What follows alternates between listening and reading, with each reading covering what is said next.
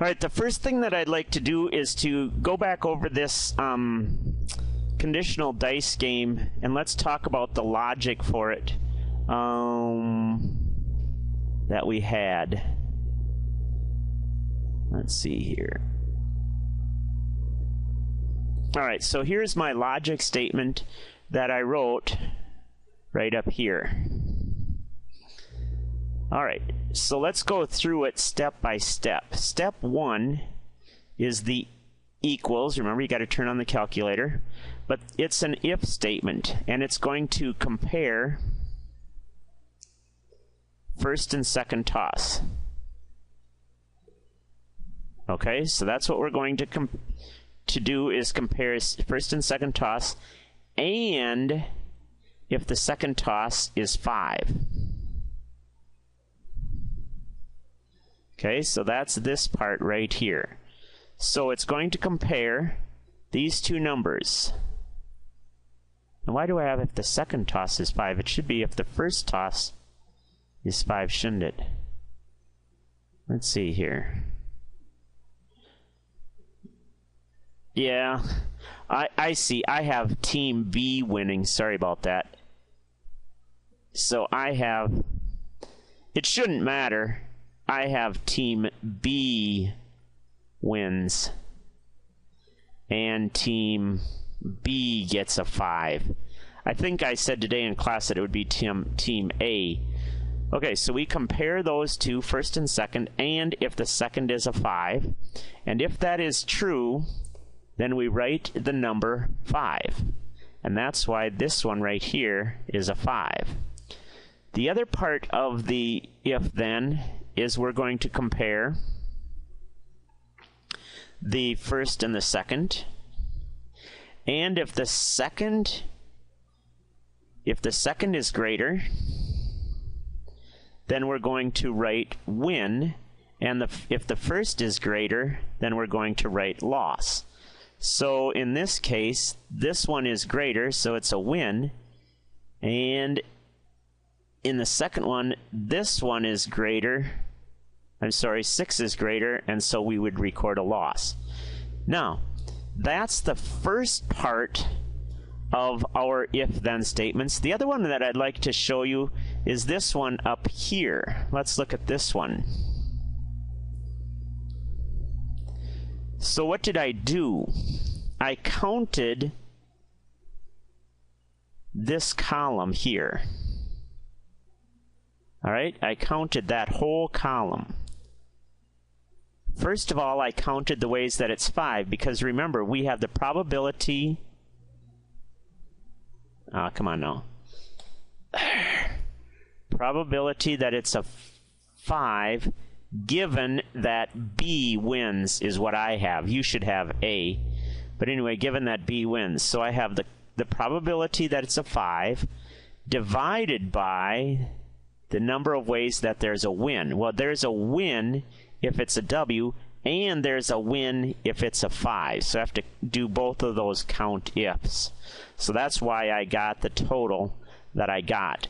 I think it would be cool if you were able to write your own probability statements in these rows, and you get yours figured out to see how it looks. Luke says he just copied mine, which that's fine if you just want to copy mine. So did James.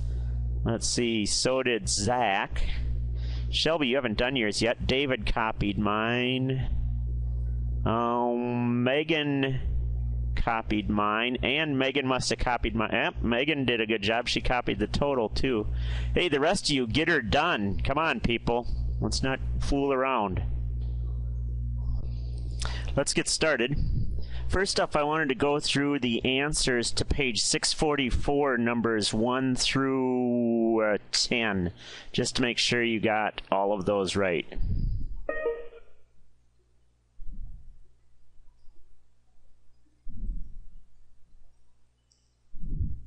Number 1, probability that a person has a diploma is 54 plus 5 over, so that's the probability of diploma, is 54 plus 5 over 54 plus 5 plus 27 plus 4, which is 59 over 90. I think that's right. Number 2, probability that it has diploma and experience, D and E. So that's yes to both questions, is 54 out of 90. Number 3, probability of experience given diploma is, so given diploma is 59, 54 plus 5. That's the denominator, because this is always the denominator. And the numerator has experience, is 54. Number 4, probability of no diploma. So we always write that as D naught, given experience. So our experience goes on the bottom. Experience is 54 plus 5. Oops. Has diploma. This should have been has diploma. Yes. 54 plus. This should have been 27 here. Not 5. 54 plus 27. Okay. No diploma. So no to the diploma question is 9. Given experience. Oh, I'm sorry. We're in the experience is yes, so it should be 5 out of 54 plus 5. Okay, next one. Number 5. Probability male is 224 plus 547 plus 245 over, add those three up, 224 plus 547 plus 245 plus 387 plus 776 plus 322. Number 6, probability that it's a bachelor's degree is 547 plus 776 over that exact same denominator. I'm just going to call it denominator number 5. Number 7, probability the recipient is female. Oops, probability female given advanced. Okay, so we have to do advanced as the denominator. Is 245 plus 322, and the numerator is female, 322. Number 8. I'm going to scroll down. Probability associate not given that male. So we have to do male as the denominator. And there are 224. Well, I'm just going to write numerator from number 5. It's the same numerator as up here. And the numerator here, not associates, would be 547 plus 245. Okay. Number 9 and 10. Number 9. Find the probability that a pet given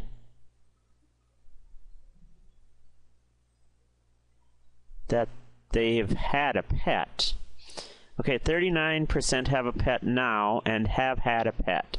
So our denominator is 39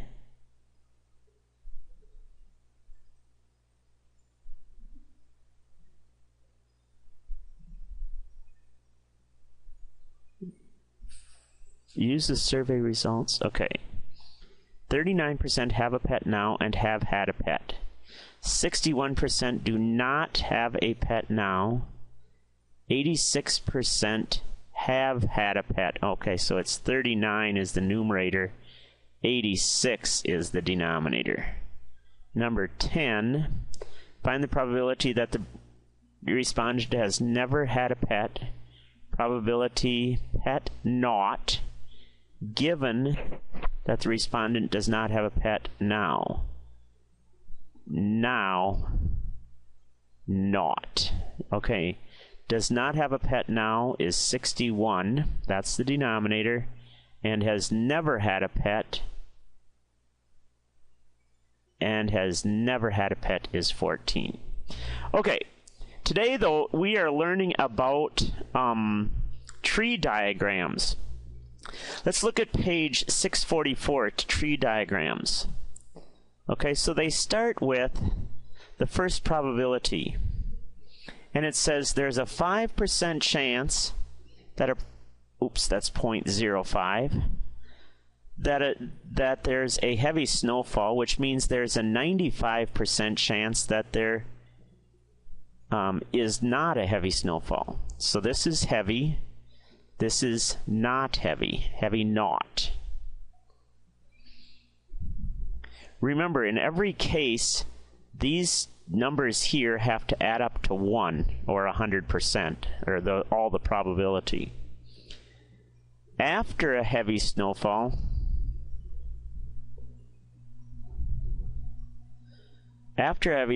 schools are closed 67% of the time. So 0.67, which means 0.33% they are not closed, or they say open.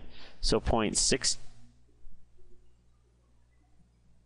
after a heavy snowfall, that's 0.67. So these add up to 1 also. Then it says after a light snowfall, schools are closed 0.03% of the time, which means they are closed not 0.97% of the time. They want to know probability of